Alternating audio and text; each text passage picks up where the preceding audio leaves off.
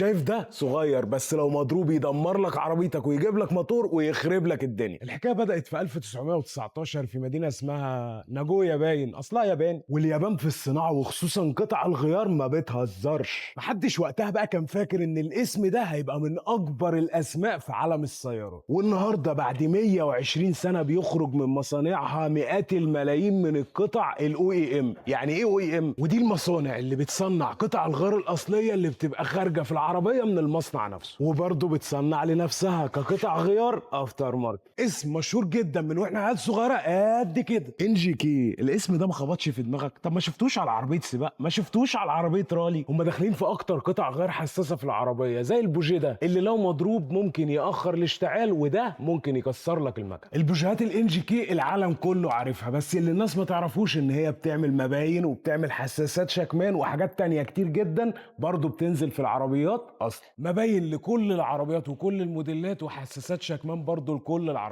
طبعا انت بتسترخص وتروح تجيب قطع غير مهمه زي كده مجهوله المصدر او مضروبه مثلا. بس الميزه بقى في انجي كي غير ان هي علامه ما يختلفش عليها اتنين، بس صعب جدا تجيبها مضروبه. عارف ليه؟ عشان هي ملهاش غير وكيل واحد في مصر حصري، وهو شركه التوفيق. فسواء انت تاجر جمله او تجزئه او صاحب مركز خدمه او عميل عادي، عندهم اكتر من 1000 رقم بوجيهات. يا جدع ده عندهم بوجيهات ليخت. شركه التوفيق شركه محترمه جدا بقالها في السوق اكتر من 35 سنه. وحتى لو انت مش تاجر وعايز تطلب لعربيتك الخاصه، عندهم فرع في المعادي، وممكن تطلب من على الويب سايت، وموزعينهم مفيش اكتر منهم، وكلهم موثوق منهم جدا. واي علامه عربيه تتخيلها حتى الاكزوتيك. وما تقوليش بطبل، عشان هم كده كده مش محتاجين تطبيل من حد، وفاتحين دراعاتهم لكل التجار سواء جمله او تجزئه او صاحب مركز خدمه. وما تسترخصش في قطع غيار عربيتك البنزين، عشان انتوا اللي بتبوظوا سمعتها ويجي يقول لك الكهرباء ارخص.